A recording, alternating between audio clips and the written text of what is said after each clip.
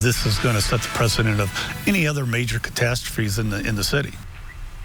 Well, this weekend marks 7 years since the Southside explosion. A couple's agreed to collect $300,000 was the motivation that led to that deadly disaster. So this morning we dug into these papers. Beyond the papers, the impact, Meredith and Lauren, on the people themselves. This is just a portion of a 50-page report recommending what police and firefighters needed to improve following the Southside explosion. 7 years later, here's what's changed to benefit you.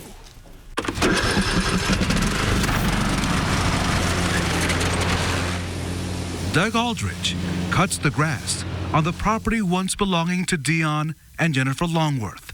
The Longworths were the only two people killed, and their home among the 35 torn down following the massive explosion in the Richmond Hill subdivision on November the 10th, 2012. The response from public safety was enormous. We could probably nitpick and pick out certain things that it could have been done better.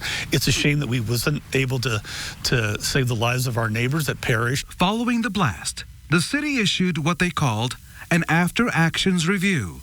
The report did not sit on a shelf collecting dust. Call 6 Investigates has learned that recommendations made 7 years ago have led to changes benefiting taxpayers, which include the fire department conducting training exercises with Metro Police, implementing the federal method of marking homes after they've been searched, and using wristbands with barcodes to keep track of people, whether injured or deceased. But we'll be able to eventually be able to know where all of our patients went to and the status of those patients. Metro Police has implemented better methods of tracking officers, and knowing technology supporting phones and computers can be crippled during a disaster. Homeland Security still values and maintains ham radio operators. We can bring these individuals in and use those radios. It's old school, but it works. Mowing season is coming to an end in a neighborhood of new beginnings. We've come out stronger and better.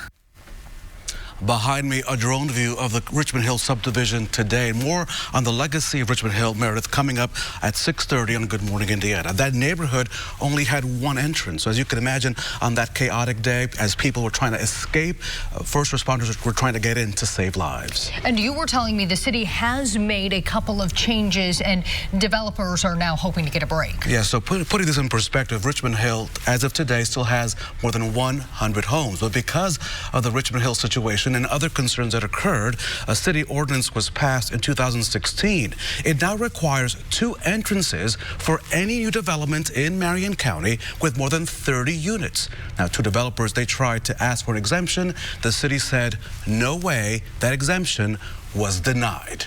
And you just got a push alert from the RTV6 app on this story. You can read more about the changes since the Richmond Hill explosion and then share it with your neighbors.